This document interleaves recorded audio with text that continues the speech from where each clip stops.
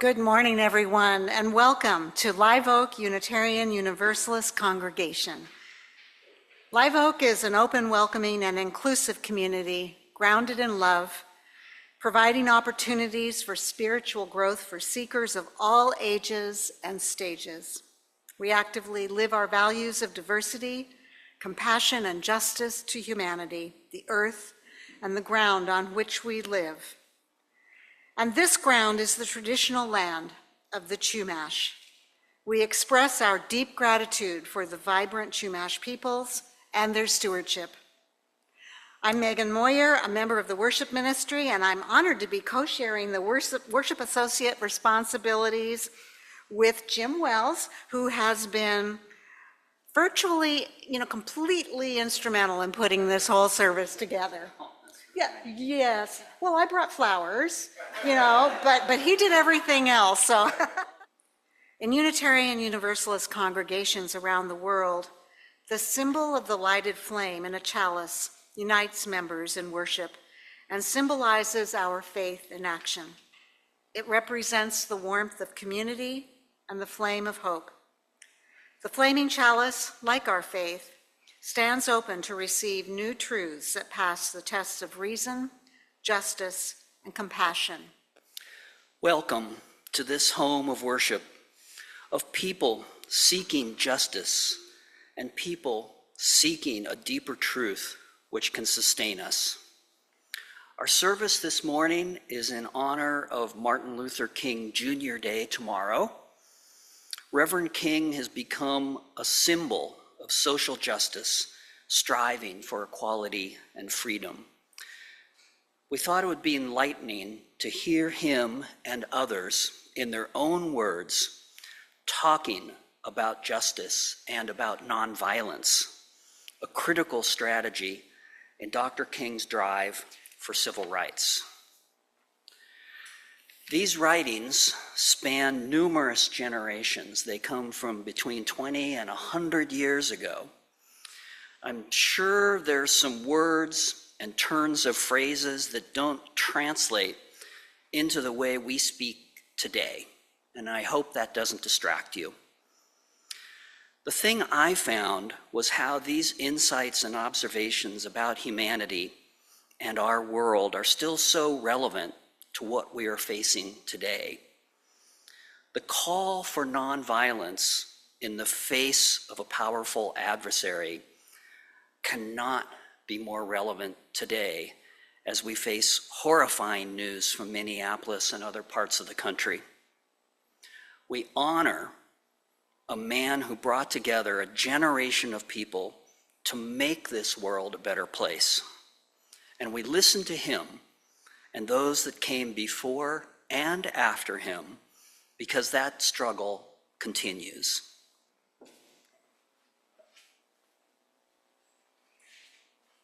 I'm Paul Mocker. I'm a member of Live Oak, and today I'm going to talk about nonviolent resistance. And so, my video background is an AI-generated image that represents the idea of Satyagraha as presently put in action by the united and resistant wine moms in Minneapolis.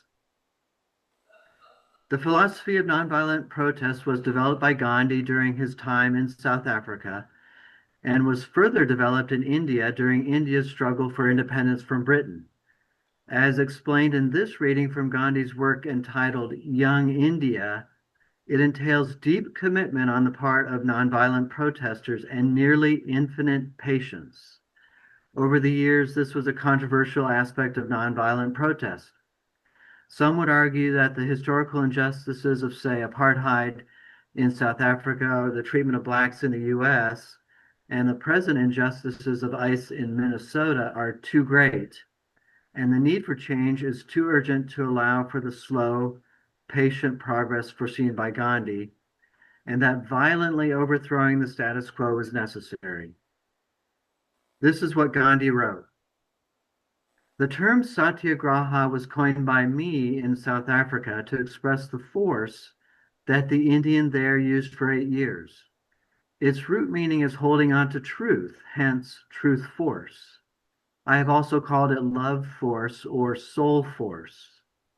In the application of Satyagraha, I discovered in the earliest stages that pursuit of truth did not admit of violence being inflicted on one's opponent, but he must be weaned from error by patience and sympathy. For what appears to be the truth to the one may appear to be error to the other. And patience means self-suffering.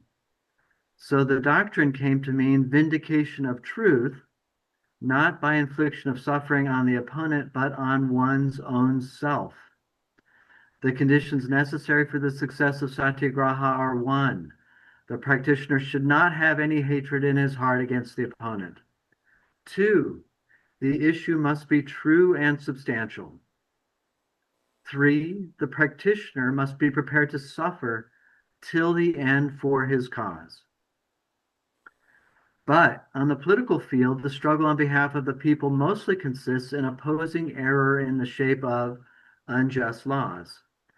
When you have failed to bring the error home to the lawgiver by way of petitions and the like, the only remedy open to you, if you do not wish to submit to error, is to compel him by physical force to yield to you, or by suffering in your own person, by inviting the penalty for the breach of the law. Hence, Satyagraha largely appears to the public as civil disobedience or civil resistance. The lawbreaker breaks the law surreptitiously and tries to avoid the penalty. Not so the civil resistor. He obeys the laws of the state to which he belongs, not out of fear of sanctions, but because he considers them to be good for the welfare of society. But there come occasions, generally rare, when he considers certain laws to be so unjust as to render obedience to them a dishonor. He then openly and civilly breaks them, and quietly suffers the penalty for their breach. It is totally untrue to say that it is a force to be used only by the weak, so long as they are not capable of meeting violence by violence. It is impossible for those who consider themselves to be weak to apply this force. Only those who realize that there is something in man which is superior to the brute nature in him can effectively be Satyagraha practitioners. This force is to violence, tyranny, and injustice what light is to darkness. In politics, its use is based upon the immutable maxim that government of the people is possible only so long as they consent, either consciously or unconsciously, to be governed. We did not want to be governed by the Asiatic Act of 1907 of the Transvaal in South Africa. Two courses were open to us. Violence, when we